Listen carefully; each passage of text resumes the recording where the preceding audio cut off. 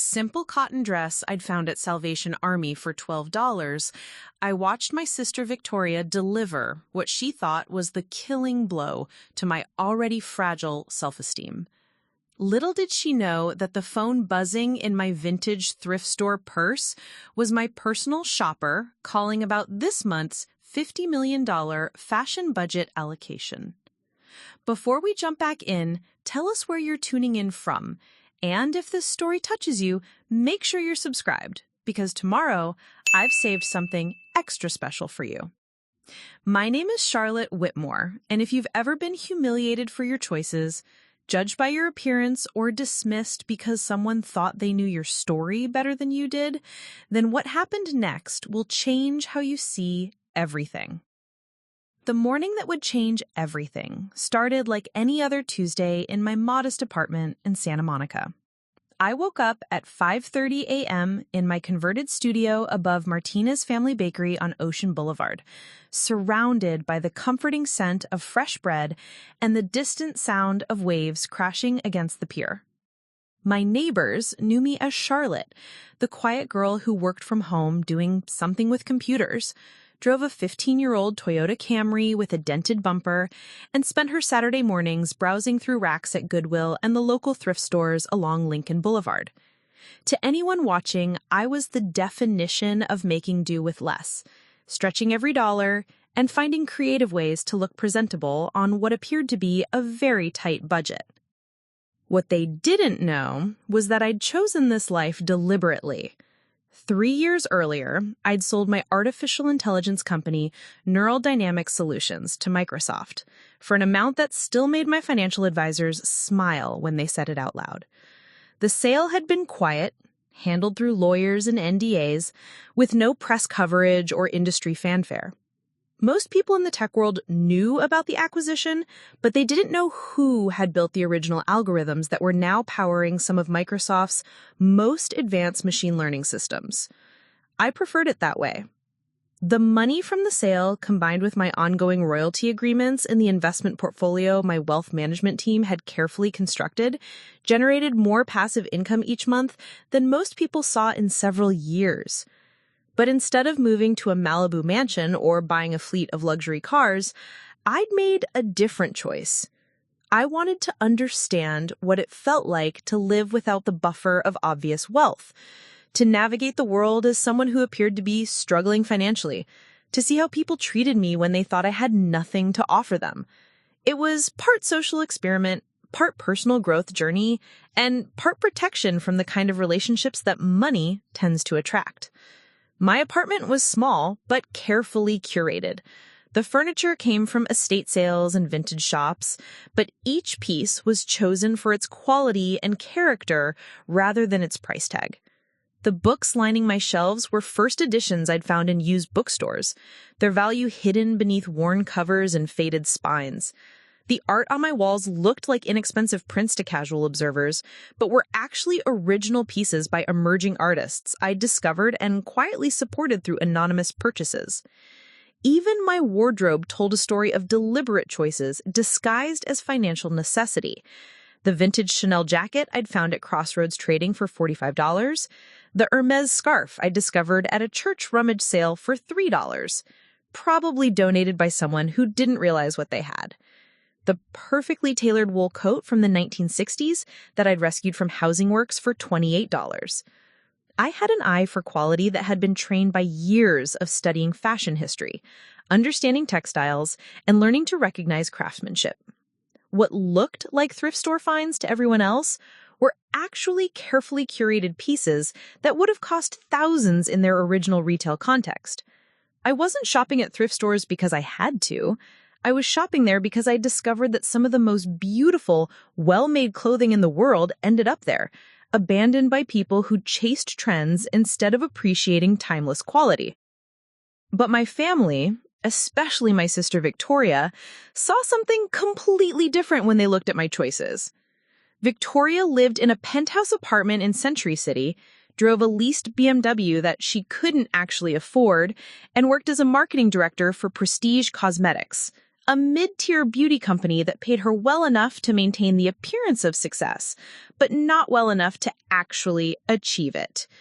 She'd built her entire identity around looking like she belonged in the affluent circle she desperately wanted to join, even though she was quietly drowning in credit card debt and had been borrowing money from our parents for the past 2 years to cover her basic expenses. To Victoria, my simple lifestyle wasn't a choice. It was evidence of failure. My thrift store clothes weren't treasures I'd carefully selected. They were proof that I couldn't afford to shop anywhere else. My modest apartment wasn't a peaceful retreat. It was a sad reminder that I hadn't achieved anything worthwhile since college. She had made it her mission over the past 3 years to help me improve my situation, offering unsolicited advice about my career, my finances, and especially my wardrobe. Every family gathering became an opportunity for her to demonstrate her success while highlighting my apparent lack thereof. Every conversation somehow turned into a tutorial about how I could elevate my look or invest in better pieces if I just prioritized differently. What made it particularly painful was that Victoria genuinely believed she was being helpful. She'd grown up as the family beauty, the one who'd always known how to put together outfits that caught attention, who'd been homecoming queen and prom princess, who'd sailed through life on a combination of natural charisma and carefully cultivated appearances. In her mind, my choice to wear thrift store clothing was simply evidence that I'd never learned these essential skills. She had no idea that I'd spent the previous weekend consulting with Isabella Chen, one of the most exclusive personal stylists in Los Angeles, planning a complete wardrobe refresh for my upcoming business engagements. She didn't know that my computer work involved serving on the boards of 3 major technology companies and advising startups whose valuations regularly hit 9 figures. She had no concept that the monthly budget I'd allocated for clothing and accessories was larger than her annual salary. The irony was exquisite. While Victoria stressed about her credit card payments and borrowed money from our parents to maintain her image, I was quietly funding a scholarship program that sent underprivileged students to fashion design school. While she bought knockoff designer handbags that she'd save up for months to afford, I was commissioning custom pieces from emerging designers whose work I wanted to support.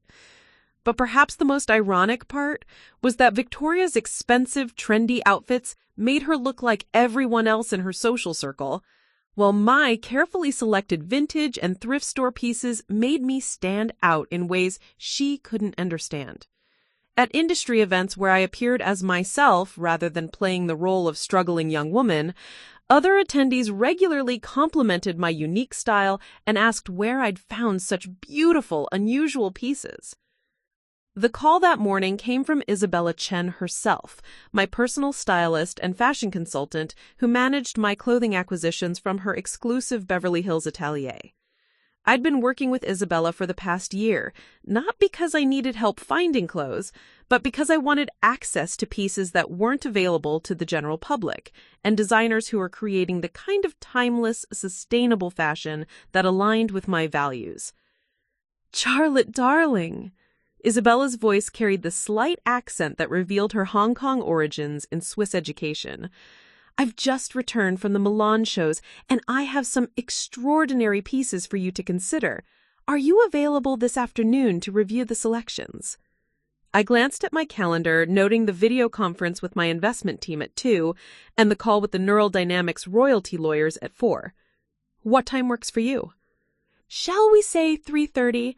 I have some pieces from emerging designers that I think you'll absolutely love, plus a few vintage Valentino pieces that just became available through a private collector. And Charlotte," her voice took on the tone she used when she had something particularly special to share, "I've been selected to coordinate the wardrobe for the Humanitarian Innovation Awards next month. When they told me you'd be receiving the Technology Impact Award, I may have gotten a bit excited about the styling possibilities." The Humanitarian Innovation Awards.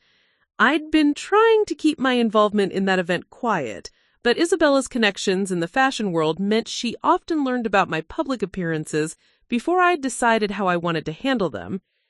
"How much are we looking at for this month's acquisitions?" I asked, more out of curiosity than concern. "Well, if you approve everything I'm hoping to show you, including the custom pieces for the awards ceremony and the seasonal updates to your business wardrobe, I'd estimate somewhere in the range of 45 to 50 million. $50 million for closing. Even for someone with my resources, it was a significant amount. But Isabella wasn't just buying clothes. She was investing in art, supporting emerging designers, acquiring pieces that would appreciate in value, and building a wardrobe that could transition seamlessly between my public and private lives. "That sounds reasonable," I said, making a note in my planner. "I'll see you at 3:30. As I ended the call, I looked around my simple apartment at the carefully chosen pieces that told the story I wanted to tell about my life in Santa Monica. Tonight, I'd be attending Victoria's engagement party at the Grandview Country Club, wearing something appropriately modest that wouldn't draw attention or raise questions about my financial situation. Tomorrow, I'd be reviewing $50 million worth of haute couture and custom designs in Beverly Hills' most exclusive styling studio. The duality of my existence had become second nature, but I was beginning to realize that it was also becoming unsustainable. Living two separate lives required constant vigilance, careful planning, and an increasingly complex web of explanations for why I was available for video conferences during business hours, why I traveled so frequently for computer work, and why I seemed remarkably unconcerned about money despite appearing to have very little of it. But more importantly, I was starting to understand that my social experiment had taught me everything I needed to know about human nature, relationships, and the power dynamics that money creates. I'd learned who would be kind to someone they thought had nothing to offer, who would look down on someone for their perceived financial status, and who would try to fix someone they thought that was broken, rather than considering that their choices might be deliberate. As I selected my outfit for Victoria's engagement party, a simple black dress from a church thrift sale that had originally been made by a couture house in Paris in the 1980s, I had no idea that tonight would be the night everything changed. I had no idea that Victoria's public humiliation would finally push me past the point where maintaining my cover seemed more important than defending my dignity. And I had no idea that Isabella's phone call about my $50 million budget would come at the exact moment when my family needed to understand who I really was. Preparing and narrating the story took us a lot of time, so if you are enjoying it, subscribe to our channel. It means a lot to us. Now, back to the story. Victoria Whitmore had always believed that success was something you wore, not something you achieved. Standing in her Century City penthouse that evening, getting ready for her own engagement party, she embodied everything wrong with confusing appearance for accomplishment. Her walk-in closet was a monument to financial irresponsibility disguised as sophistication. Designer handbags she'd bought on payment plans lined custom shelves. Dresses with tags from Neiman Marcus and Saks Fifth Avenue hung in perfect rows, each one representing a month's rent for most people and a maxed-out credit card for Victoria. Shoes that cost more than my monthly grocery budget sat in illuminated display cases, their red soles gleaming like trophies of her dedication to maintaining an image she couldn't afford. But what Victoria didn't realize as she prepared for the most important social event of her life was that her entire understanding of wealth, fashion, and success was about to be shattered by the sister she'd spent 3 years trying to fix. The Whitmore family dynamics had been established early and never questioned. Victoria was the beautiful one, the socially successful one, the daughter who understood how the world worked. I was the smart one, the quiet one, the daughter who'd somehow lost her way after college and never quite figured out how to translate intelligence into real-world success. Our parents, Margaret and Robert Whitmore, had unknowingly reinforced these roles for decades. Dad, a successful orthodontist in Pasadena, and Mom, a former elementary school teacher turned real estate agent, had always celebrated Victoria's social achievements while worrying quietly about my unconventional choices. They'd beam with pride when Victoria brought home homecoming crowns and sorority leadership positions, then furrow their brows with concern when I chose computer science over communications, startups over corporate jobs, and solitude over social climbing. The pattern had continued into our adult lives. Victoria's promotion at Prestige Cosmetics became family celebration material, even though I knew from her own complaints that it came with more responsibility but no additional salary. Her engagement to Bradley Morrison, a real estate agent whose own financial situation was shakier than Victoria realized, was treated like a triumph of her superior life choices. Meanwhile, my actual accomplishments remained invisible to them. The sale of Neural Dynamics had been handled so quietly that they'd never learned about it. My ongoing consulting work with major technology companies was dismissed as freelance computer stuff. My choice to live modestly was seen as evidence of failure rather than deliberate financial strategy. Victoria had appointed herself as my life coach, determined to save me from what she perceived as my inability to present myself properly to the world. Our conversations had become increasingly one-sided lectures about personal branding, professional networking, and the importance of investing in quality pieces that would elevate my entire presentation. "Charlotte, honey," she'd say during our monthly coffee meetings at an expensive Beverly Hills cafe that she'd suggest and then expect me to pay for, "I know money is tight for you right now, but even Target has some decent basics.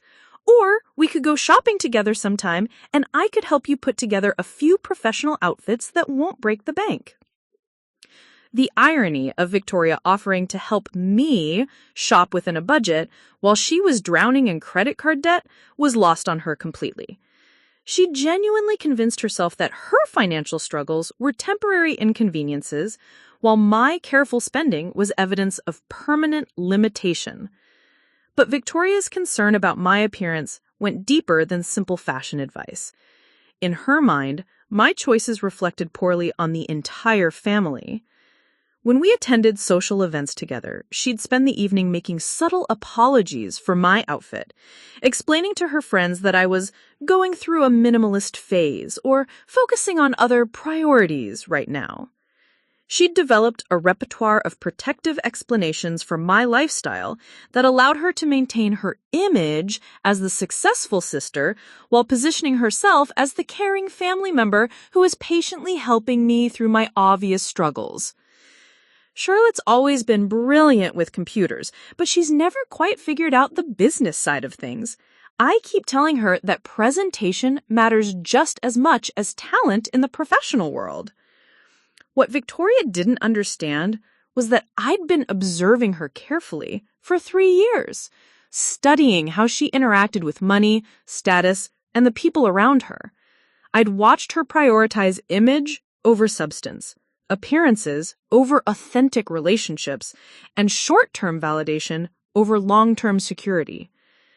She'd turned every family gathering into a performance, arriving late to maximize her entrance, wearing outfits that cost more than most people's car payments, and steering conversations toward topics that would allow her to showcase her supposed success. She name-dropped clients from Prestige Cosmetics, talked about networking events she attended, and made subtle references to her expensive lifestyle choices. But what I'd also watched her do was see her stress levels increase as her financial situation deteriorated. I'd seen her deflect questions about her future plans, noticed how she avoided discussions about savings or investments, and observed the careful way she managed restaurant bills to ensure other people picked up the check. Victoria's relationship with Bradley Morrison was particularly revealing. Bradley was handsome, charming, and completely broke. He'd been building his real estate portfolio for the past 2 years while living in a studio apartment in Van Nuys and driving a car that belonged to his mother. but he looked the part of a successful young professional, and he treated Victoria like the sophisticated woman she wanted to be, so she'd convinced herself that his financial prospects were just temporarily delayed. Their engagement had been announced with a photo shoot at the Beverly Hills Hotel, complete with a professional photographer and a ring that Bradley had purchased with a financing plan that would take him 3 years to pay off. Victoria had posted the photos on social media with captions about finding her perfect match and being so grateful for this beautiful life. But planning the engagement party had created stress cracks in Victoria's carefully maintained facade. The venue at Grandview Country Club was being paid for by her parents, who dipped into their retirement savings to give Victoria the celebration she had demanded. The catering, flowers, and photography were being funded through a combination of wedding loans and credit cards that were already near their limits. Victoria had spent weeks agonizing over the guest list, desperate to fill the room with people who would validate her success, while simultaneously terrified that someone might ask questions about the wedding budget or timeline. She'd invited colleagues from Prestige Cosmetics who barely knew her personally, sorority sisters she hadn't spoken to in years, and social media acquaintances whose primary qualification was their ability to take flattering photos. But she'd also insisted that I attend, despite her obvious anxiety about how my presence might affect the overall impression she was trying to create. In Victoria's mind, I was both a beloved family member she wanted to include and a potential embarrassment who might undermine the image she'd worked so hard to project. The solution she developed was to treat my attendance as a charitable gesture, positioning herself as the loving sister who included me despite my obvious limitations. She'd already prepared explanations for my appearance, my single status, and my unclear career situation. Charlotte's in a transitional phase right now. She's incredibly talented with technology, but she's still figuring out how to monetize those skills effectively. I keep encouraging her to think more strategically about her personal brand. What Victoria couldn't have anticipated was that her engagement party would become the stage for her worst nightmare, the complete exposure of her financial situation and the revelation that the sister she'd been patronizing for 3 years was actually wealthier than everyone else in the room combined. As she stood in her overpriced apartment that evening, applying makeup that cost more than some people's monthly rent, and rehearsing conversations that would reinforce her image as the successful Whitmore daughter, Victoria had no idea that she was preparing for the most humiliating night of her life. She had no idea that her attempt to publicly diminish me would trigger a chain of events that would expose every lie she'd told, every financial shortcut she'd taken, and every assumption she'd made about success, wealth, and what it really meant to have made it in the world. The designer dress she'd chosen for the evening, a crimson red number from a boutique in Beverly Hills that had required a new credit card to purchase, was supposed to be her armor, her proof that she belonged among the wealthy and successful people she'd invited to celebrate her engagement. Instead, it would become evidence of everything she didn't understand about real wealth, authentic success, and the difference between looking prosperous and actually being prosperous. As Victoria put the finishing touches on her makeup and prepared to leave for what she believed would be her triumph, I was making my own preparations. I selected a simple black vintage dress that I'd found at a thrift store in Venice Beach for $18, a 1970s Halston original that would have cost $15,000 when it was new. I paired it with understated jewelry that looked modest but was actually vintage Cartier, and carried a small clutch that appeared to be a simple leather bag but was actually a rare Judith Leiber piece from the 1960s.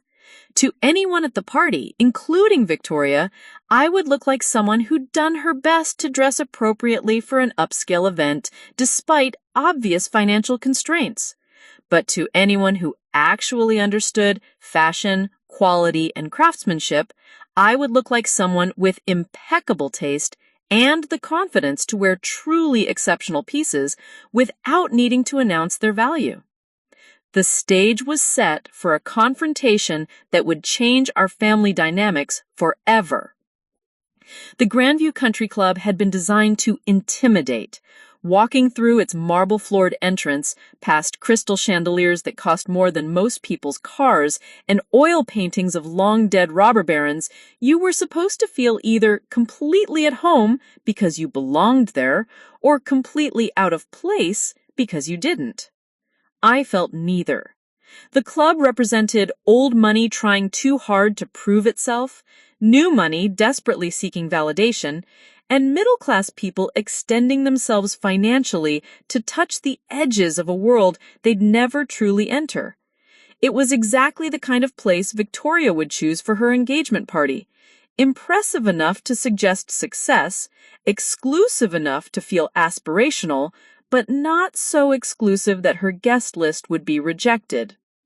I arrived precisely on time, a habit that had served me well in business, but marked me as hopelessly unsophisticated in Victoria's social circles, where fashionable lateness was considered essential. The valet parking attendant, a young man who'd probably learned to assess guests' net worth by their vehicles within his first week on the job, took one look at my 15-year-old Camry and directed me to the back corner of the lot. "Just leave the keys in it, miss," he said with barely concealed disdain. "We'll take care of it." I handed in the keys without comment, knowing that the car's KBB value was probably less than what some guest tonight had spent on shoes.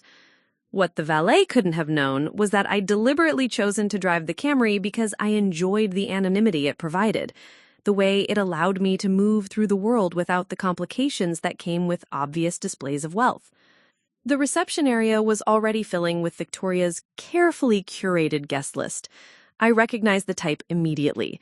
Prestige cosmetics colleagues who'd dressed for the party like it was a fashion competition, sorority sisters who'd flown in from various cities to see Victoria's triumph, real estate agents from Bradley's network who all seemed to be wearing the same aggressive cologne, and a smattering of social media influencers whose follower counts Victoria had memorized, and whose presence she'd secured through a combination of flattery and implied reciprocal promotion.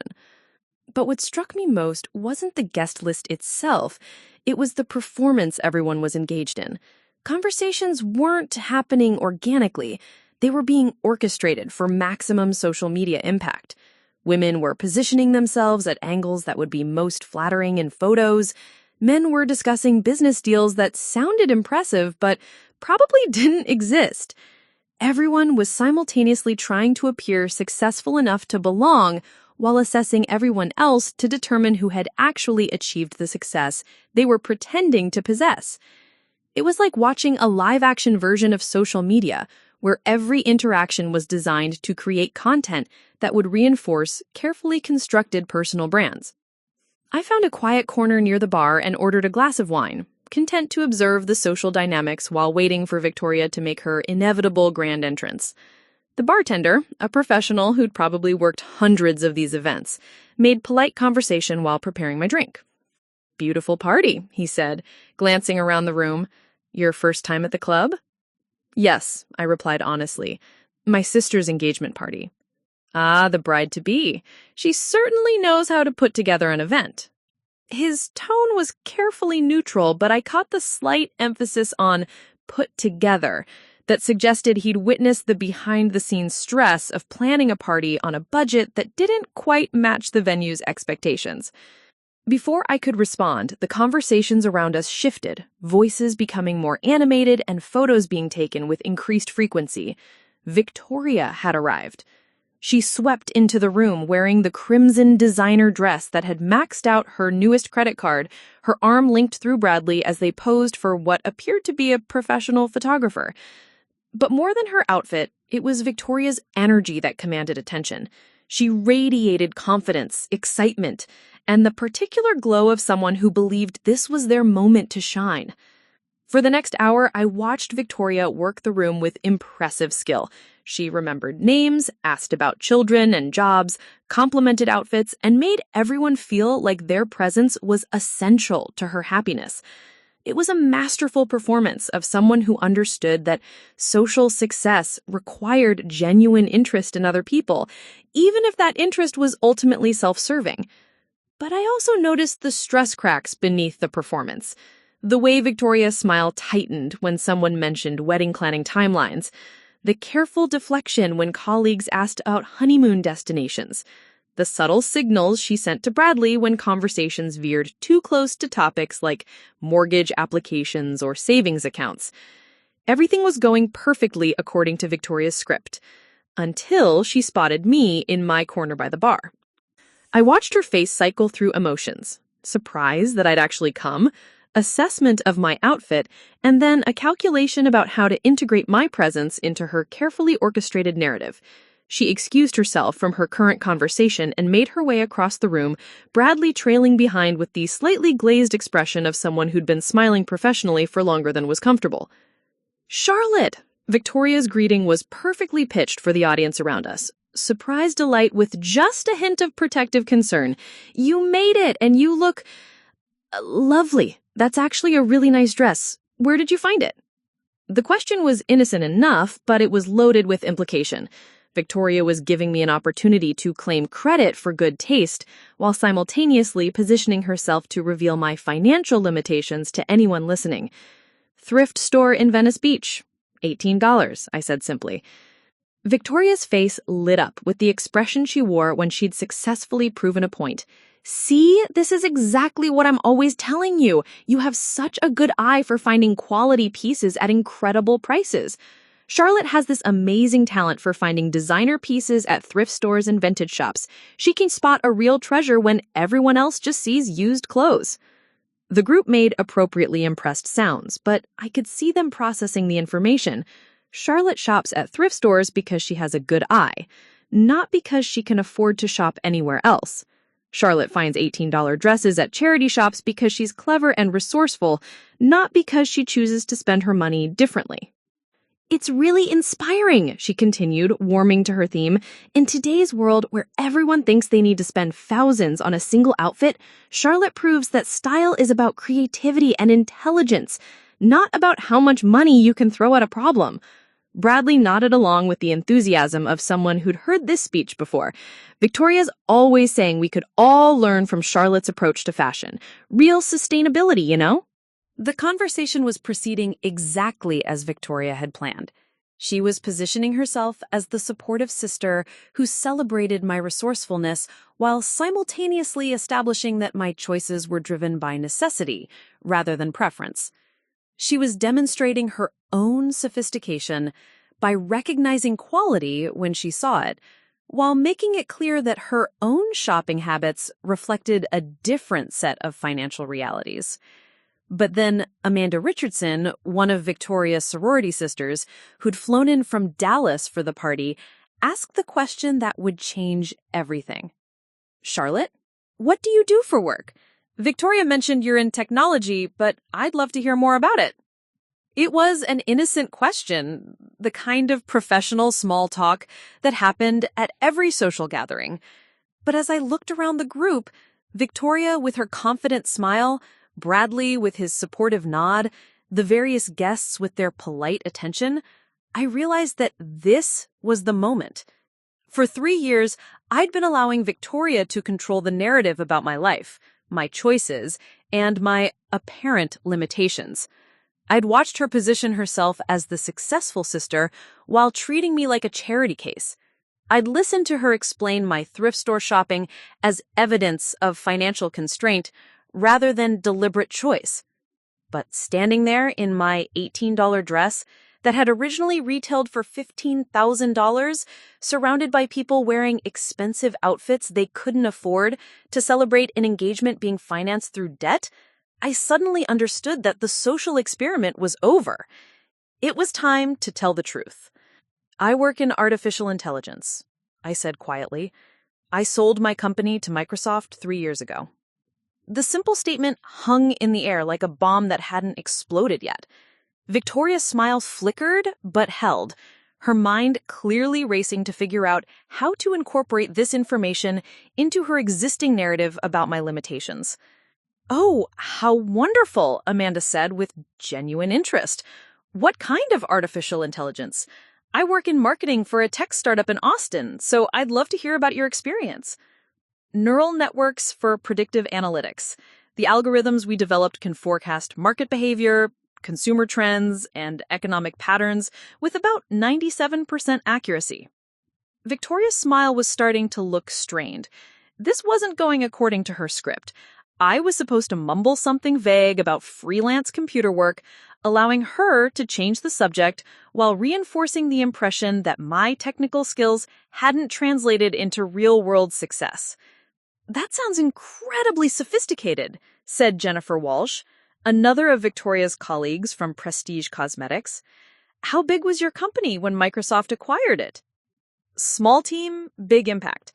3 core developers working on algorithms that several governments and Fortune 500 companies found valuable enough to license." "Wow," Bradley said, his expression shifting as he began to understand that this conversation was revealing something unexpected. "That must have been successful." And that's when Victoria made the calculation that would destroy her entire carefully constructed evening. Rather than allow the conversation to continue in a direction she couldn't control, rather than risk having her narrative about my limitations challenged by facts she didn't understand, Victoria decided to deploy what she thought would be the decisive blow. She decided to publicly humiliate me in front of everyone she'd invited to witness her triumph.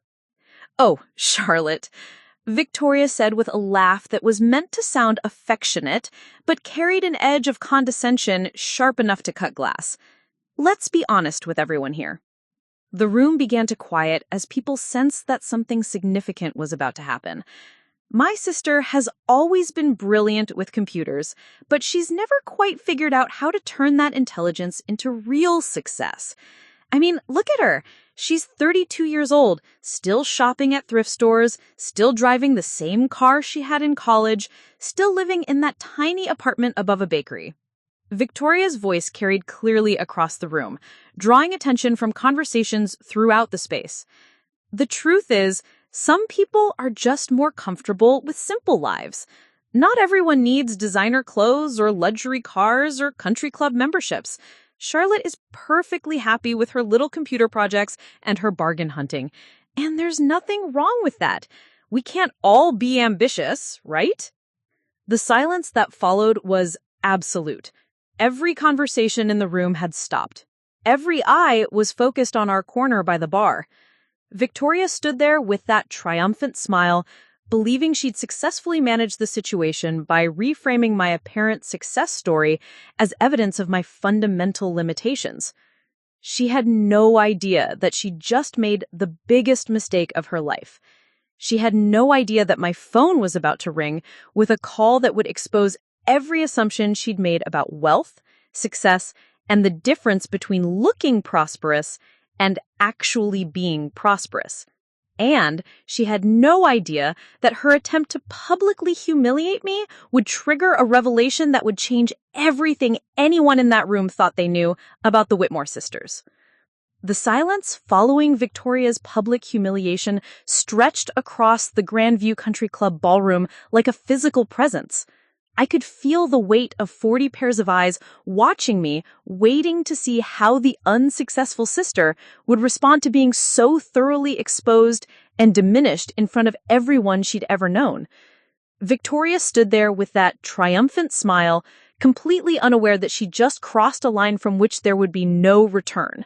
She thought she'd masterfully controlled the narrative, positioned herself as the loving but realistic sister who understood my limitations better than I did, and demonstrated to her guests exactly why she was the successful Whitmore daughter, while I was a cautionary tale. What Victoria didn't understand was that she'd just given me the perfect opening to deploy a strategy I'd been unconsciously preparing for 3 years. I smiled at her, a calm, genuine expression that seemed to surprise everyone in our immediate vicinity. "You're absolutely right, Victoria," I said, my voice carrying clearly across the now silent room. "I am perfectly happy with my simple life. In fact, my personal shopper thinks so too. The phrase hung in the air like a puzzle piece that didn't fit the picture Victoria had just painted. Personal shopper. Not personal shopping assistant, not styling advice, but personal shopper. The kind of service that suggested a very different financial reality than the one Victoria had been describing. Before anyone could process this information fully, my phone rang. The ringtone, a simple, understated chime, seemed impossibly loud in the sudden quiet of the ballroom. I pulled my phone from my vintage clutch and glanced at the screen, where Isabella Chen's name appeared in elegant script. "Excuse me," I said politely to the group. "I need to take this." I looked around the group, noting how their expressions had shifted from polite interest to intense calculation. I could practically see them reassessing every interaction they'd ever had with me, every assumption they'd made about my life, every conclusion they'd drawn about my success or lack thereof. The thrift store shopping isn't about saving money, I continued. It's about finding extraordinary pieces that other people don't recognize. The dress I'm wearing tonight cost $18 at a charity shop in Venice Beach. It's a 1970s Halston original that retailed for $15,000 when it was new. Amanda, whose marketing background had given her some familiarity with luxury fashion, sucked in a sharp breath. "Halston?" she said. "From the 70s? Charlotte, that's museum-quality vintage." "Exactly," I smiled. "Most people see a used dress. I see craftsmanship, history, and artistic value. The same way most people see a small apartment above a bakery, while I see peace, simplicity, and freedom from the complications that come with obvious displays of wealth." Jennifer was staring at me with the expression of someone whose entire worldview was being reconstructed in real time. "So when Victoria talks about your lack of ambition, I'm actually serving on the boards of 3 major technology companies," I said matter-of-factly. "I consult for startups whose valuations regularly exceed 9 figures. I fund a scholarship program that sends underprivileged students to fashion design school. And yes, I work with Isabella Chen, who's considered one of the most exclusive personal stylists in Los Angeles." The group was processing this information with visible difficulty. Everything they thought they knew about the Whitmore family dynamics had just been turned upside down. The successful sister was deeply in debt, financing her lifestyle through credit cards and family loans. The unsuccessful sister had a monthly fashion budget that exceeded most people's lifetime earnings. But Victoria wasn't finished. Even as her carefully constructed narrative crumbled around her, she made one final attempt to maintain control of the situation. "This is ridiculous," she said, her voice rising with a combination of panic and disbelief. "If you really had that kind of money, why would you hide it? Why would you let people think you were struggling? Why would you put the family through years of worrying about your financial situation?" The questions revealed everything about Victoria's fundamental misunderstanding of wealth, relationships, and human nature. In her mind, money was something you displayed, success was something you performed, and family concern was something you managed through appearances rather than honest communication. "Because," I said quietly, "I wanted to see who would be kind to someone they thought had nothing to offer them. I wanted to understand who would love me for who I am rather than what I could provide. I wanted to know which relationships were authentic and which were transactional." I looked directly at Victoria, my voice gentle but unmistakably clear. "And I learned that some people will mock your choices, dismiss your intelligence, and publicly humiliate you at their engagement party because they're so invested in feeling superior that they can't imagine you might have chosen a different path deliberately." The impact of my words was immediate and devastating. Victoria's face cycled through emotions, disbelief, recognition, shame, and finally a dawning understanding of what she'd just done. She'd publicly humiliated someone who had more wealth and success than everyone else in the room combined. She'd positioned herself as the accomplished sister while standing next to someone whose monthly clothing budget exceeded her annual salary. But more than that, she'd revealed her own character in the most public way possible. In front of everyone she'd invited to celebrate her engagement, she'd demonstrated that her love and respect were conditional on her perception of other people's status and success.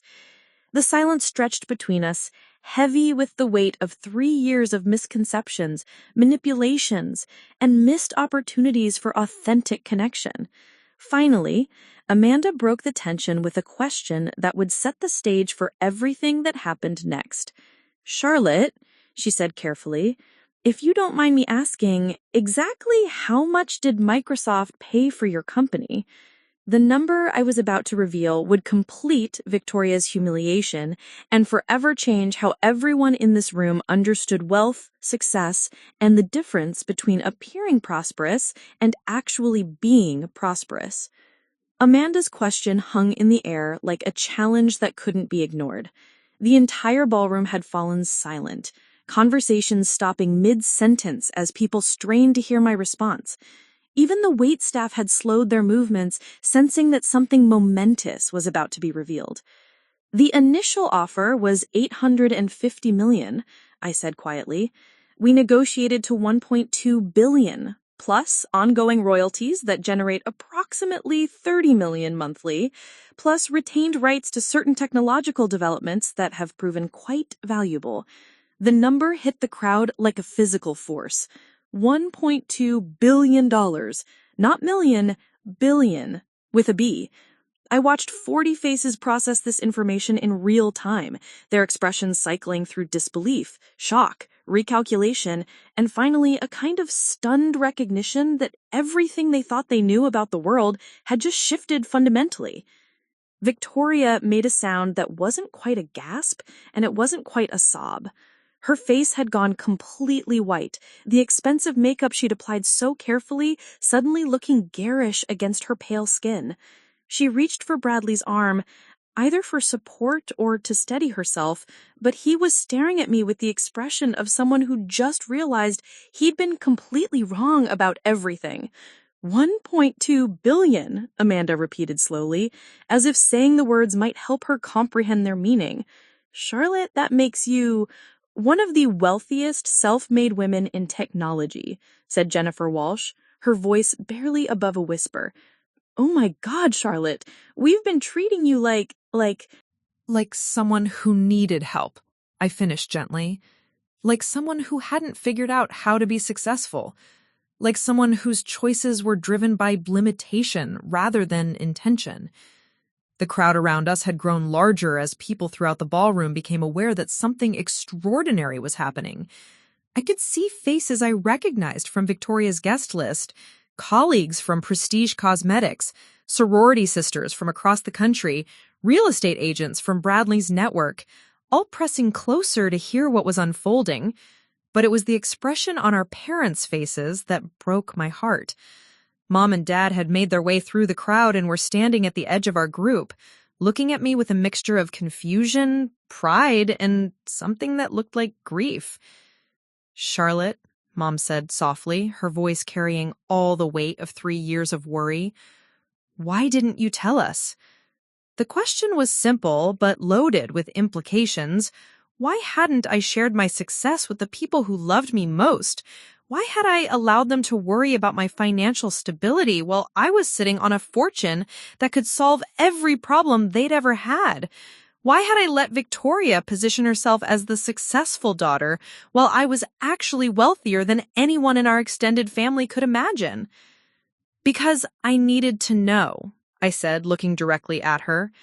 I needed to understand which relationships were based on love and which were based on transaction. I needed to see who would be kind to Charlotte the struggling computer programmer and who would only respect Charlotte the billionaire. I gestured around the room, taking in the faces of people who were now looking at me with very different expressions than they'd worn an hour earlier. An hour ago, I was the sister who needed help, the one Victoria was being generous to include despite my obvious limitations. Now suddenly, everyone wants to know about my business ventures, my investment strategies, my connections in the tech industry. The truth of this observation was immediately visible. I could see people mentally rehearsing conversations they wanted to have with me, calculating what opportunities might be available through a connection to someone with my resources, reassessing every interaction they'd ever had with me through the lens of what they now knew about my wealth. But Victoria, I said, turning to face my sister directly, you've spent 3 years explaining to everyone how much more successful I am than you. You've positioned yourself as the accomplished daughter while treating me like a charity case. You've used my apparent financial struggles as evidence of your own superior life choices. Victoria's mouth opened and closed without producing sound. Her entire identity had been built on the foundation of being the successful Whitmore sister, the one who understood how the world worked, the one who had figured out how to translate talent into tangible results. Learning that her supposedly unsuccessful sister was actually a billionaire not just challenged her self-perception, it destroyed it completely. I don't understand, she whispered finally. If you had all this money, why did you let me think you were struggling? Why did you let me worry about you? Why did you let me try to help you when you didn't need help? The questions revealed the depth of Victoria's confusion about wealth, relationships, and human nature. In her mind, having money meant displaying it, success meant performing it, and love meant managing other people's perceptions of your achievements. Because your help was never actually about helping me. Your help was about feeling superior. Your concern was about maintaining your position as the successful sister. Your advice was about preserving your own self-image rather than understanding my actual situation. I pulled out my phone again and scrolled to my banking app, the movement causing several people to lean forward with anticipation. The account balance that appeared on the screen, $1,847,329,476.23, drew audible gasps from everyone close enough to see it. "This is my checking account," I said. "Just checking, not investments, not property, not business holdings. The money I use for day-to-day expenses like $50 million shopping budgets and charitable donations." The number was so large that it seemed abstract, almost meaningless. Most people couldn't conceptualize the difference between $1 billion and $2 billion, but they could understand that they were looking at more money than they would see in multiple lifetimes.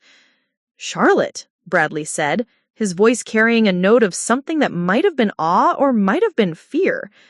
"Why are you telling us this now? Why reveal everything tonight?" It was a perceptive question.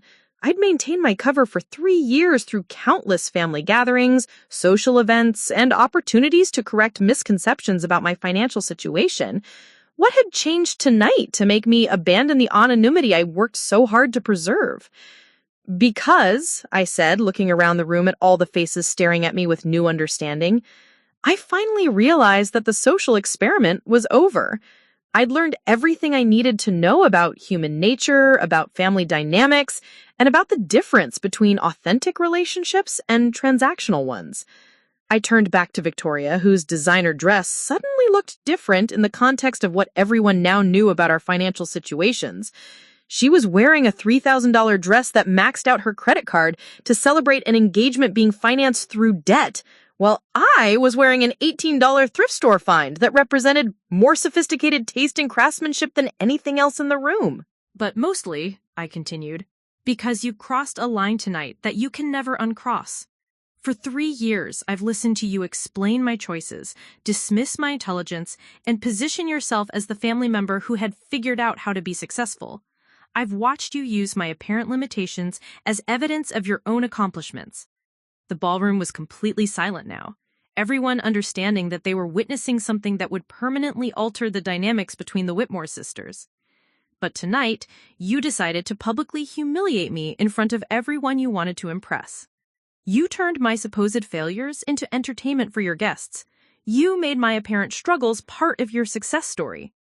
Victoria's eyes were filling with tears, but whether they were tears of shame, grief, or simple overwhelm was impossible to determine. And that, I said quietly, was the moment I realized that our relationship had become so toxic, so based on false assumptions and manufactured superiority, that it needed to be completely rebuilt or permanently ended. Jennifer Walsh, who had been following this conversation with the fascination of someone watching a train wreck in slow motion, asked the question that everyone was thinking. Charlotte, what happens now? It was the perfect question, because it forced everyone in the room to confront the implications of what had just been revealed. Victoria's entire social circle now knew that she'd been publicly humiliating a billionaire while positioning herself as the successful family member. Her engagement party had become the venue for exposing her own financial struggles and psychological limitations. But more than that, everyone present now had to reassess their own behavior, their own assumptions, and their own relationships with both sisters. Now, I said, glancing around the room at all the faces that were looking at me with very different expressions than they had worn when I arrived, everyone gets to decide what kind of relationships they want to have going forward. Relationships based on truth rather than assumptions, relationships based on authenticity rather than performance, relationships based on genuine connection rather than perceived status. I looked directly at Victoria one more time. And you get to decide whether you want to rebuild our relationship on honest foundations or whether you prefer to continue living in a world where appearances matter more than reality. The challenge was clear, and the choice was entirely hers. But as I looked around the room at 40 faces that were now seeing me and Victoria completely differently than they had an hour earlier, I realized that whatever happened next, the truth was finally out, and the freedom that came with that truth was worth more than all the money in my checking account. The silence following my revelation was broken by an unexpected voice from the back of the crowd that had gathered around us. Dr. Martinez Thompson, a technology journalist who'd apparently been invited through one of Bradley's real estate connections, pushed his way forward with the expression of someone who just recognized a major story unfolding in real time. "Excuse me," he said, his voice carrying the authority of someone accustomed to asking difficult questions in high-stakes situations.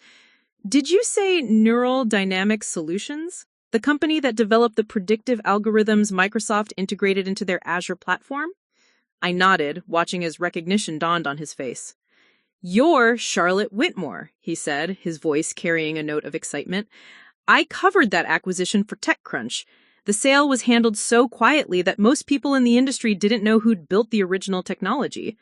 Microsoft described the founder as a visionary developer who preferred to maintain privacy, but they never released your name or background details." The crowd around us pressed closer, suddenly understanding that they weren't just witnessing family drama, they were seeing the public reveal of one of the tech industry's most mysterious success stories. "Your algorithms are being used by 6 of the 10 largest investment firms in the world," Dr. Thompson continued, pulling out his phone and scrolling through what appeared to be research notes. "Goldman Sachs credited your predictive models with helping them avoid the semiconductor crash last year. The European Central Bank licensed your economic forecasting systems. The World Health Organization used modified versions of your algorithms to predict pandemic supply chain disruptions." With each example he cited, the crowd's understanding of my actual accomplishments grew. This wasn't just about personal wealth. My work was actively shaping global economic policy, international banking decisions, and humanitarian response strategies. Victoria was staring at Dr. Thompson with the expression of someone whose reality was being reconstructed in real time. Not only was her supposedly unsuccessful sister actually a billionaire, but she was apparently influential enough to warrant coverage in major technology publications. "Dr. Thompson is correct," I said, appreciating his professional validation of my work. "The predictive modeling systems we developed at Neural Dynamics Solutions have been adapted for use in multiple industries and applications. The monthly royalties I mentioned aren't just from Microsoft, they're from dozens of licensing agreements with governments, corporations, and international organizations." I pulled out my phone again and opened a different app, one that showed real-time data from various systems around the world that were using my algorithms. The screen displayed a dashboard with metrics from financial markets, supply chain optimization systems, healthcare resource allocation platforms, and emergency response coordination networks. The scope of impact was staggering. My work wasn't just making me wealthy, it was actively influencing decisions that affected millions of people around the world. Amanda Richardson, whose marketing background had given her some familiarity with technology metrics, leaned closer to examine the screen. Charlotte, these usage statistics, how many people are affected by decisions made using your systems? Conservative estimate, about 2 billion people daily, I replied. When major financial institutions use my algorithms to make investment decisions, when governments use them for economic policy, when humanitarian organizations use them for resource allocation, the ripple effects touch a significant portion of the global population. The number hit the crowd like a physical blow. 2 billion people. Victoria had spent 3 years positioning herself as more successful than someone whose work influenced the daily lives of nearly a quarter of the world's population. But Dr. Thompson wasn't finished. Miss Whitmore, I have to ask, why the secrecy? Most tech entrepreneurs who achieve this level of success and impact become public figures. You could be on magazine covers, speaking at conferences, building a personal brand around your achievements. Why choose anonymity? It was the question everyone was thinking, and it gave me the opportunity to explain the philosophy that had guided my choices for the past 3 years. Because, I said, looking around the room at faces that were now hanging on every word, I discovered that when people know you have money and influence, every interaction becomes transactional. Every conversation becomes a pitch. Every relationship becomes an opportunity for someone to benefit from your resources. I gestured toward Victoria, whose face was still pale with shock. My own sister spent 3 years trying to help me improve my life, never once asking what I actually wanted or needed.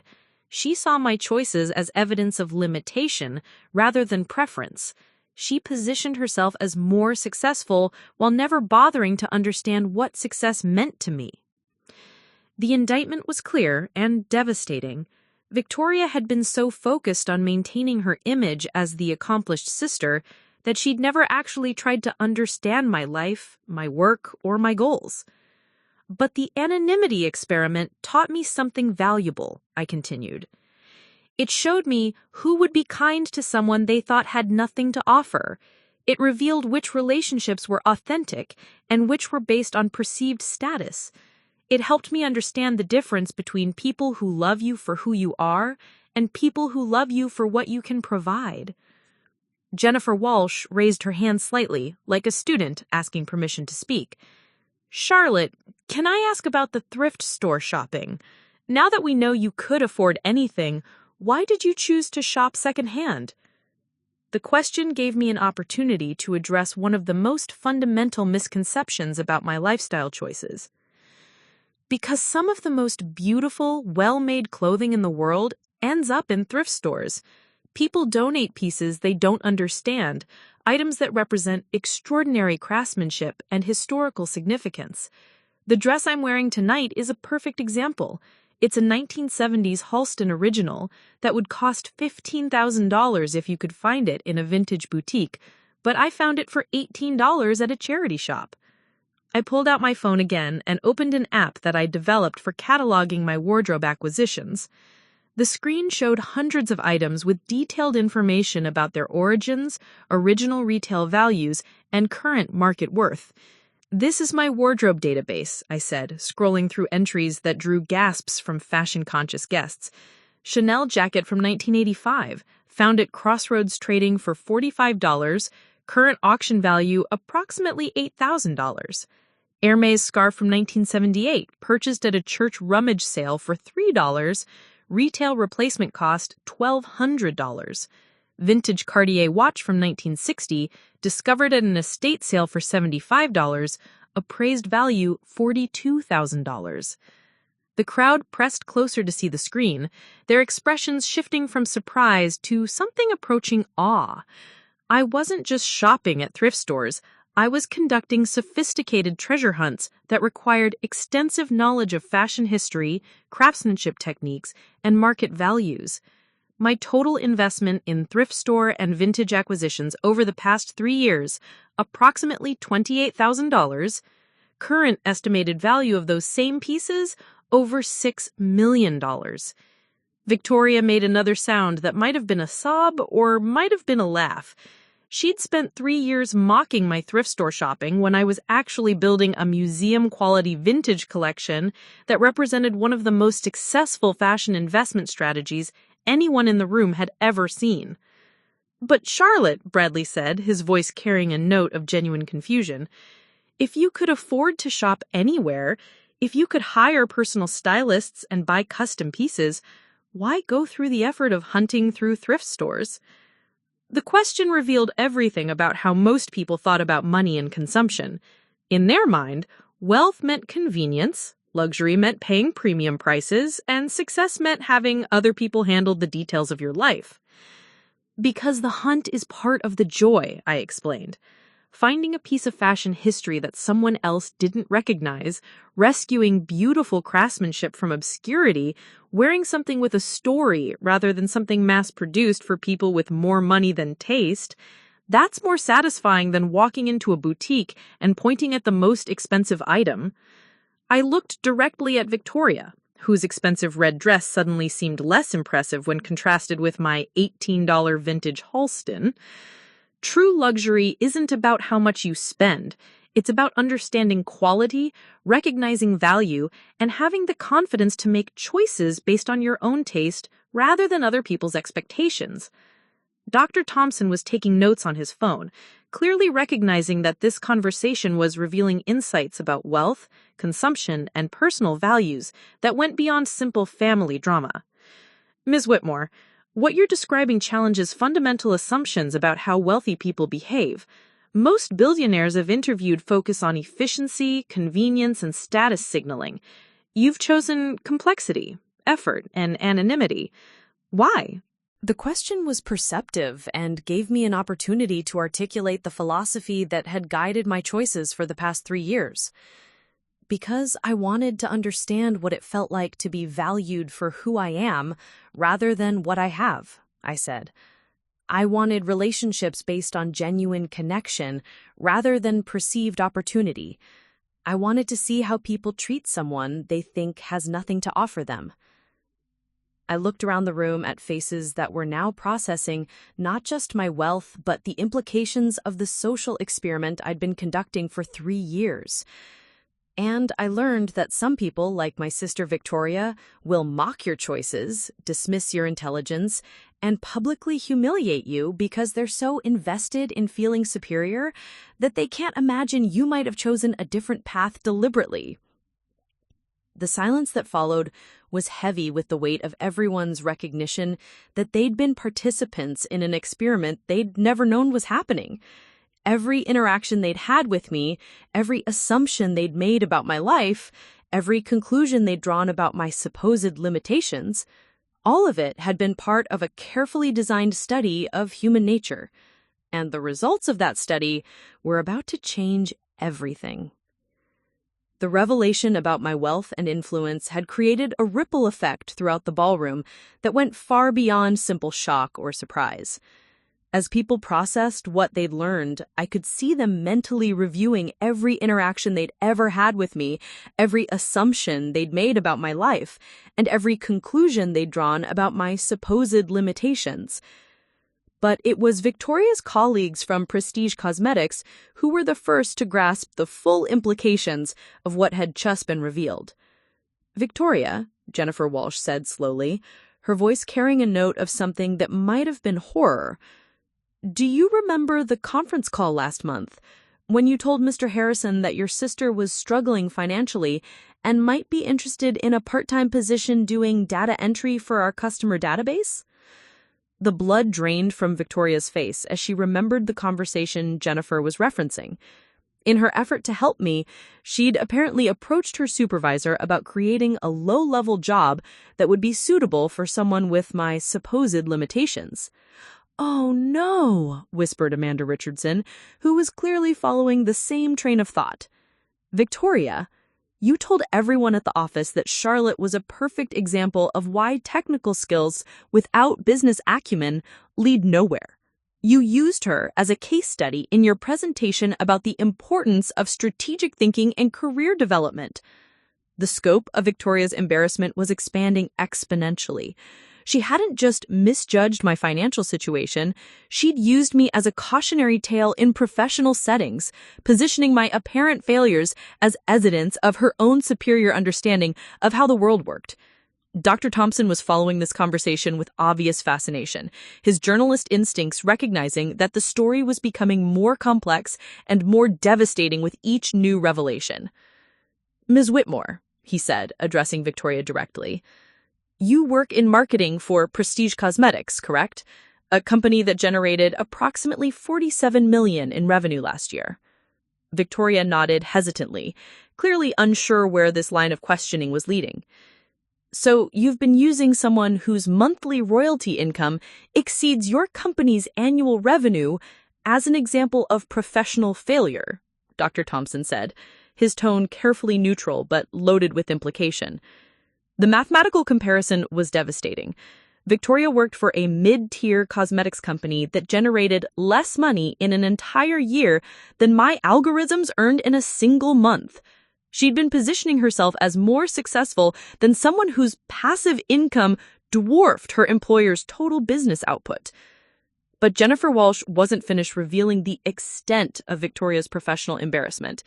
"There's more," she said, her voice barely above a whisper. "Victoria, remember when you volunteered to mentor the summer interns? You spent an entire session using your sister as an example of someone who'd failed to leverage their education into career success. You literally said, 'Some people are just more comfortable with mediocrity.'"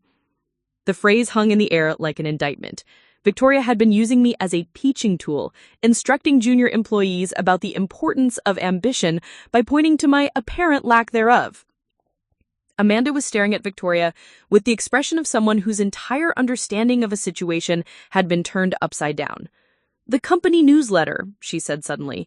"Victoria, you wrote that article about family dynamics in professional development. You talked about how difficult it can be to maintain motivation when siblings make different life choices." I watched Victoria's face cycle through emotions as she realized that her professional humiliation of me had been even more extensive than anyone had initially understood. She'd apparently built part of her career identity around being the successful sister who understood how to translate talent into achievement. "What article?" Dr. Thompson asked, his journalist instincts clearly engaged. Amanda pulled out her phone and scrolled through what appeared to be a company app. "Here it is," she said, beginning to read aloud. "Navigating Family Dynamics in Professional Settings, A Personal Perspective by Victoria Whitmore." She wrote, "As professionals, we sometimes face the challenge of maintaining our own motivation when family members make choices that seem to prioritize comfort over growth. My sister, despite her technical abilities, has chosen a lifestyle that prioritizes simplicity over achievement. While I respect her choices, I've learned that success requires us to make decisions that push us beyond our comfort zones, even when others in our lives are content with less." The article was being read aloud to a crowd that now knew Victoria's supposedly unsuccessful sister was actually one of the wealthiest self-made women in technology. Every word of her condescending analysis was landing like a hammer blow against her professional credibility. "She published this in the company newsletter?" Dr. Thompson asked, making notes on his phone. "It was featured in 3 different industry publications," Jennifer confirmed. "Victoria was invited to speak at conferences about family dynamics and professional motivation based on this article. The scope of Victoria's public humiliation was expanding beyond anything I could have anticipated. She hadn't just misjudged my situation privately, she'd built a public professional platform around her supposed superior understanding of success and achievement. But Bradley was the one who identified the most immediate practical consequence of these revelations. Victoria, he said quietly, his real estate background apparently helping him process the financial implications, if Charlotte is worth what she says she is, then your approach to wedding planning might need to change. The understatement was enormous. Victoria and Bradley had been planning a wedding financed through debt family loans, and credit cards because they believed they were the most financially successful people in their extended family. Learning that Victoria's sister could fund their entire wedding with the interest earned on her checking account in a single day fundamentally altered the mathematics of their situation. "What do you mean?" Victoria asked, though her voice suggested she already understood what Bradley was implying. "I mean," Bradley said carefully, "we've been struggling to afford a wedding that would cost less than Charlotte probably spends on lunch. We've been borrowing money from your parents while your sister has been sitting on enough wealth to buy the country club we're standing in." The comparison was stark and devastating. While Victoria had been stressing about catering costs and venue deposits, I'd been managing a fortune that could have solved every financial concern they'd ever had. But it was our father who asked the question that cut to the heart of the entire situation. "Charlotte," Dad said, his voice carrying 3 years of worry and confusion, "we took out a second mortgage to help pay for Victoria's engagement party and wedding expenses. We've been concerned about your financial situation while watching Victoria struggle with debt. Why didn't you tell us you could help?" The question revealed the true tragedy of the situation.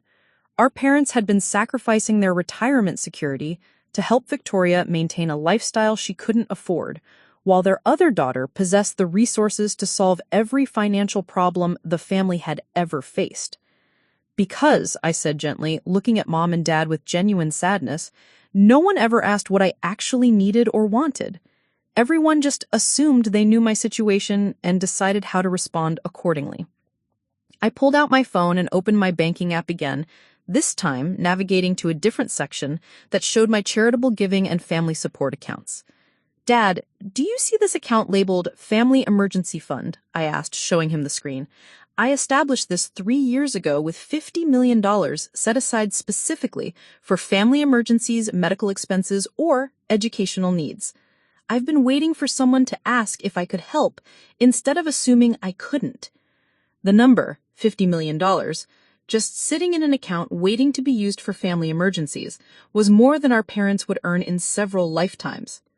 I'd been prepared to solve every financial concern they'd ever had, but I'd been waiting for someone to treat me as a resource rather than a charity case. $50 million, Mom repeated, her voice barely audible.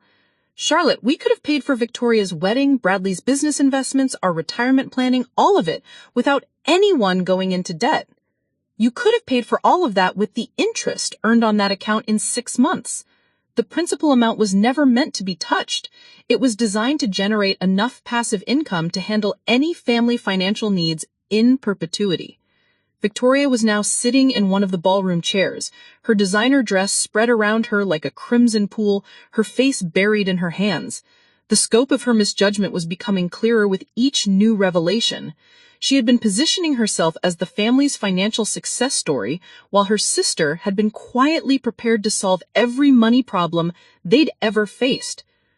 Dr. Thompson was documenting everything, clearly recognizing that he was witnessing one of the most dramatic reversals of family dynamics he'd ever encountered. "Ms. Whitmore," he said, addressing me, "what happens now? Your sister has spent 3 years building her identity around being more successful than you. She's used your supposed limitations as professional teaching tools.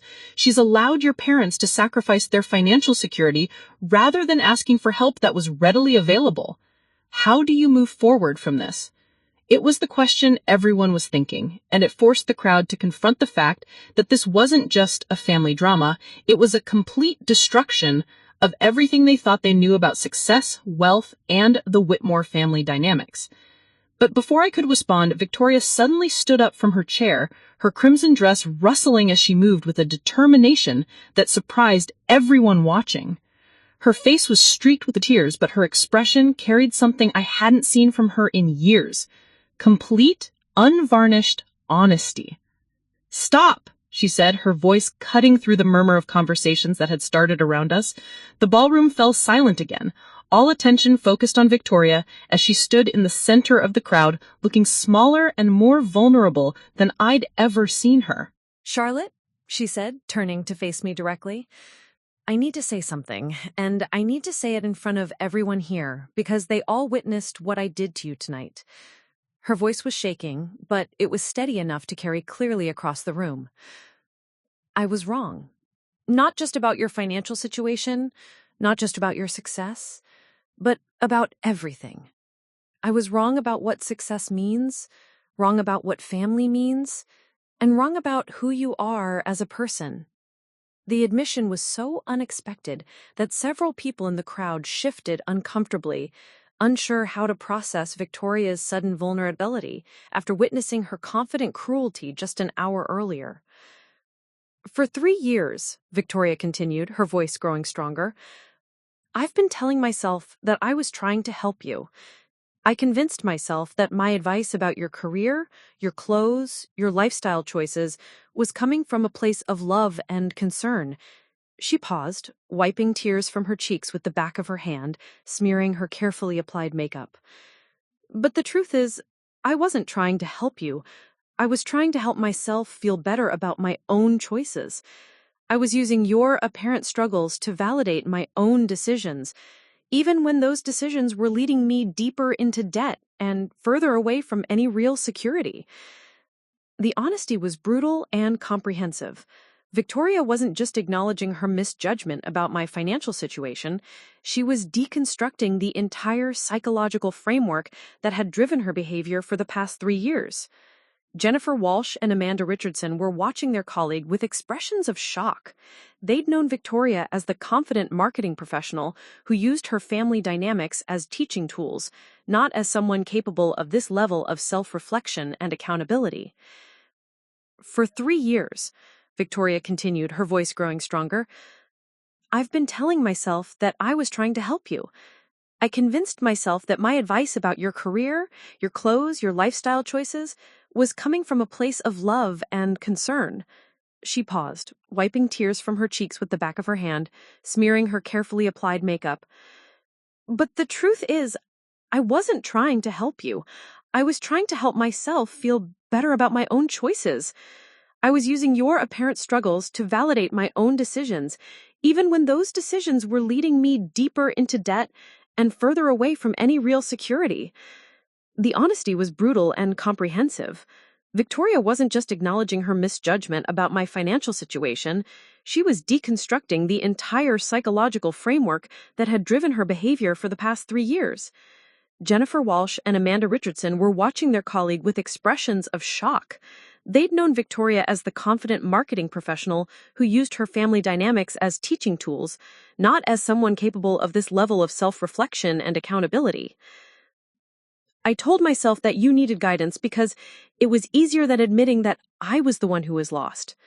I built my entire professional identity around being the successful sister because it distracted me from the fact that I was drowning in debt while trying to maintain an image I couldn't afford. She looked around the room at her guests, taking in the faces of colleagues, friends, and family members who were witnessing her complete emotional deconstruction. And tonight, when you started talking about your success, instead of being happy for you, instead of asking questions or trying to understand, I did the cruelest thing I could think of. I tried to publicly humiliate you because I was terrified that people would realize I'd been wrong about everything. Bradley was staring at his fiancée with an expression that cycled between sympathy and something that looked like dawning comprehension of his own situation. If Victoria had been this wrong about her sister's financial status, what did that say about her judgment in general? But Victoria wasn't finished. She turned to address the broader crowd, her voice carrying a note of determination that suggested she'd decided to expose every false assumption she'd been operating under. I want everyone here to know exactly how wrong I was, not just about Charlotte's wealth, but about wealth itself, she said. I thought success meant designer clothes, expensive cars, and country club memberships. I thought being successful meant looking successful, even if that meant going into debt to maintain appearances. She gestured toward me, standing in my $18 thrift store dress that had originally been crafted by one of fashion's most legendary designers. My sister understood something I never did, that real wealth isn't about impressing other people. It's about having the freedom to make choices based on your own values rather than other people's expectations. She chose to shop at thrift stores not because she had to, but because she enjoyed finding treasures that other people overlooked. The analysis was surprisingly sophisticated, suggesting that Victoria's confrontation with the truth about my situation had forced her to examine her own assumptions about money, status, and success. She chose to live in a simple apartment not because she couldn't afford better, but because she valued peace and anonymity over status and display. She chose to drive an old car not because she was struggling financially, but because she understood that your worth as a person isn't determined by what you drive. Dr. Thompson was taking notes throughout Victoria's speech, clearly recognizing that he was witnessing a remarkable moment of public accountability and self-reflection. But it was our mother who asked the question that addressed the most painful aspect of the entire situation. "Victoria," Mom said gently, "what about the things you said at work? The articles you wrote? The presentations where you used Charlotte as an example of failure?" Victoria's face crumpled as she confronted the scope of her professional humiliation. She'd built part of her career on analyzing my supposed limitations, and now she would have to face colleagues who knew she'd been completely wrong about everything. "I'll have to retract everything," she said quietly. "The article in the company newsletter, the conference presentations, the conversations with interns and colleagues. I'll have to publicly admit that I used my sister as a cautionary tale when she was actually achieving more than I could ever imagine." Jennifer Walsh was nodding slowly, her expression suggesting she was already calculating the professional implications of Victoria's revelations. "Victoria," she said carefully, "the industry presentations you gave based on that article, you spoke at 3 major conferences on family dynamics and professional motivation. Those speeches were recorded and are available online. The scope of Victoria's public humiliation was expanding beyond the immediate crowd in the ballroom. Her professional analysis of my supposed failures had been documented and distributed throughout her industry, and now she would have to face the consequences of having been completely wrong in such a public forum. But it was Bradley who identified the most immediate practical concern. "Victoria," he said, his voice carrying a note of careful calculation, "we need to talk about the wedding planning, and the engagement ring financing, and the apartment lease I co-signed based on our combined income projections."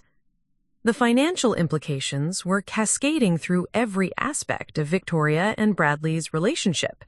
They'd made major financial commitments based on assumptions about their relative prosperity within the family, and those assumptions had just been revealed as completely false.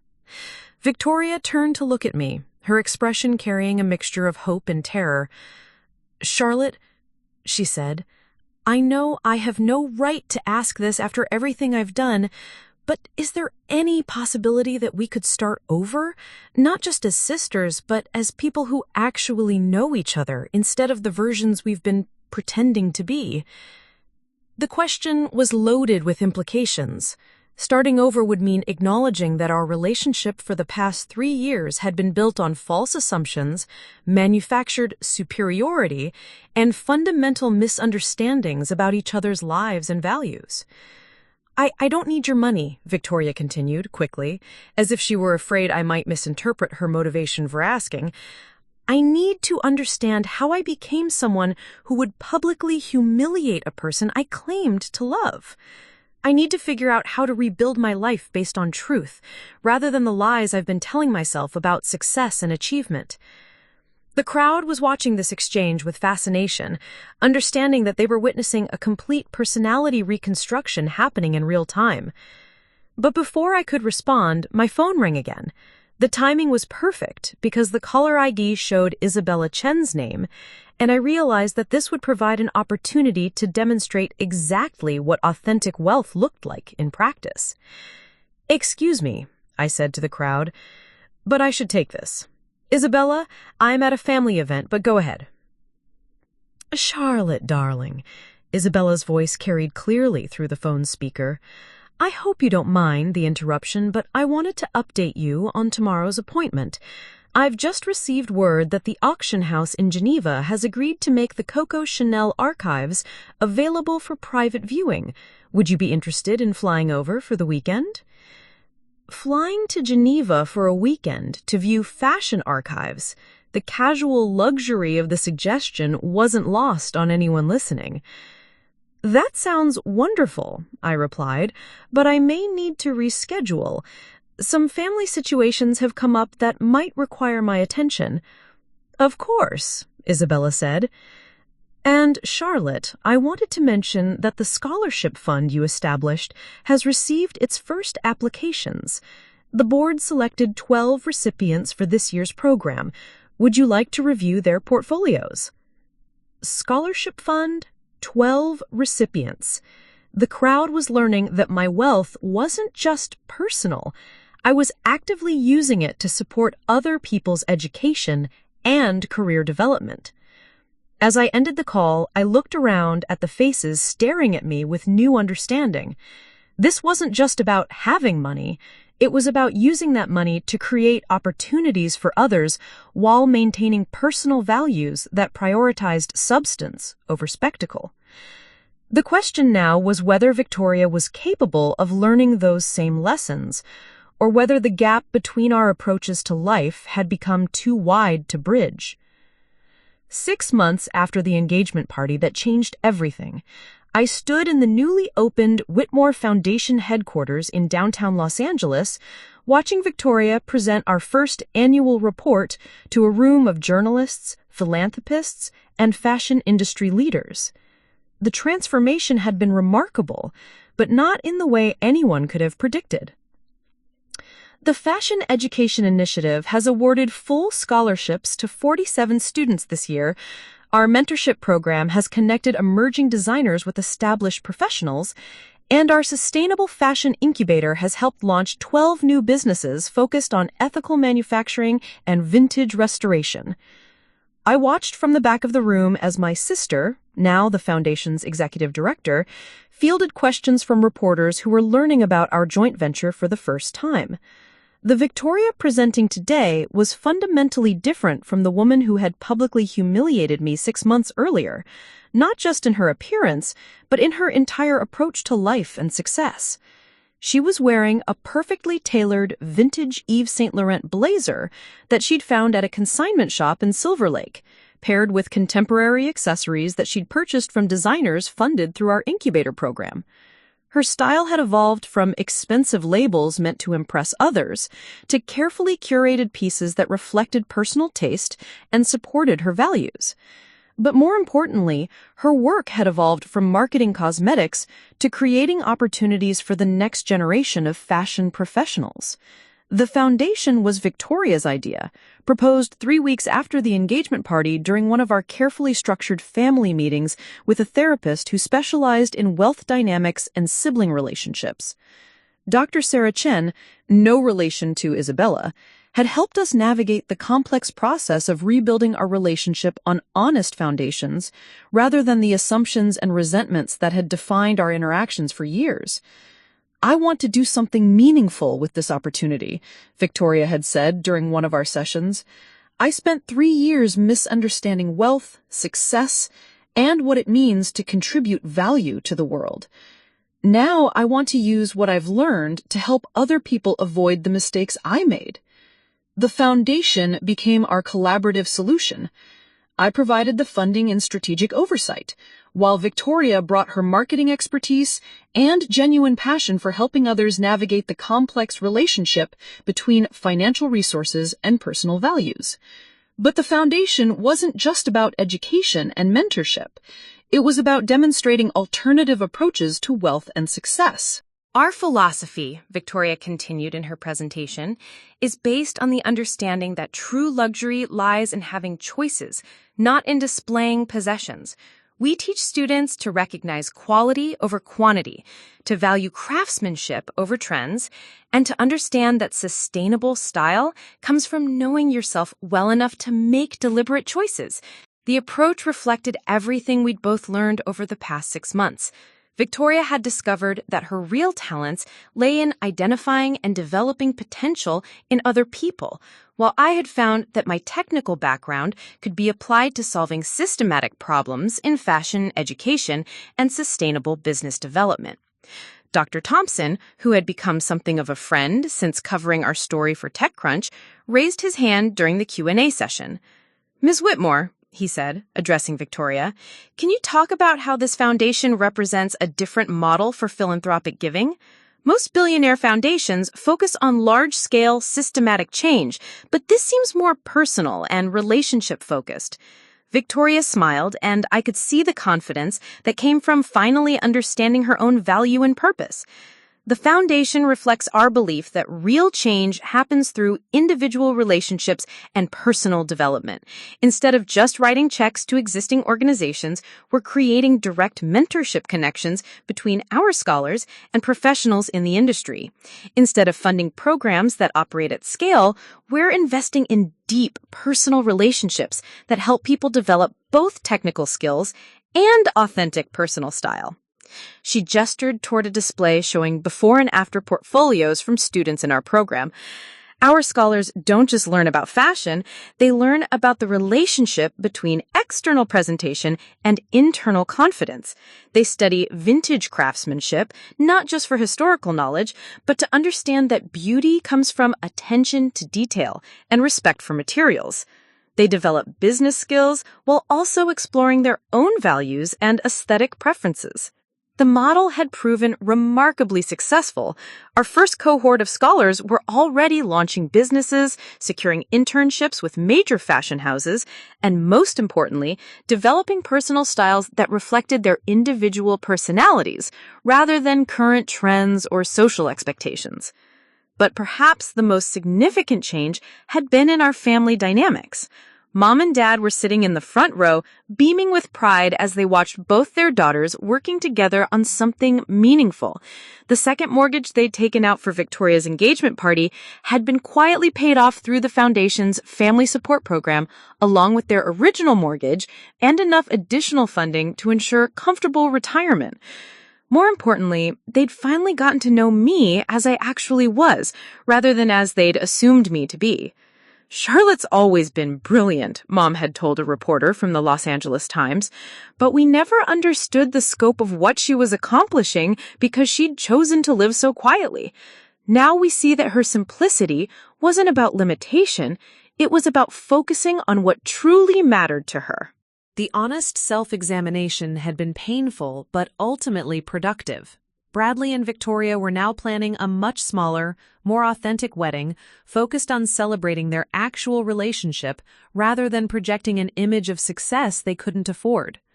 The ceremony would be funded through the Foundation's family support program, but more importantly, it would reflect their genuine values rather than their social media aspirations. As Victoria concluded her presentation and began fielding individual questions from reporters, I stepped outside onto the building's rooftop garden. The space had been designed as a reflection area for foundation staff and visiting scholars, with sustainable landscaping and furniture made by artisans supported through our small business incubator. My phone buzzed with a text from Isabella. "Watching the live stream of Victoria's presentation. She's absolutely luminous. You both should be very proud of what you've built together." The foundation had become more than either Victoria or I had originally envisioned. It wasn't just about fashion education or wealth redistribution. It was about demonstrating that authentic success came from understanding your own values well enough to make choices that reflected them, regardless of what other people thought those choices should be. I'd learned that hiding my wealth had taught me valuable lessons about human nature and authentic relationships, but that using my wealth transparently and purposefully was even more fulfilling than the anonymity I'd initially sought. Victoria had learned that real success wasn't about impressing other people or maintaining appearances, but about finding work that allowed her to contribute value to the world while staying true to her own authentic self. Together, we'd created something that neither of us could have built alone, a model for how wealth could be used to create opportunities rather than just accumulate possessions. how success could be measured by the positive impact you had on other people rather than by the expensive things you could afford to buy. The evening news would feature stories about the foundation's innovative approach to fashion education and sustainable business development. Industry publications would analyze our mentorship model and scholarship program. Social media would buzz with discussions about alternative approaches to wealth and philanthropy. But for me, the most meaningful outcome was much simpler. I finally had a sister who knew who I actually was, and I finally knew who she could become when she stopped performing success and started actually achieving it. As I stood on the rooftop garden, looking out over the city where I'd conducted my 3-year experiment in anonymous living, I realized that the most valuable discovery hadn't been about other people's behavior when they thought I had nothing to offer. The most valuable discovery had been that authentic relationships with family, friends, colleagues, and even strangers were only possible when everyone involved was brave enough to tell the truth about who they really were, what they actually valued, and what they genuinely wanted from life.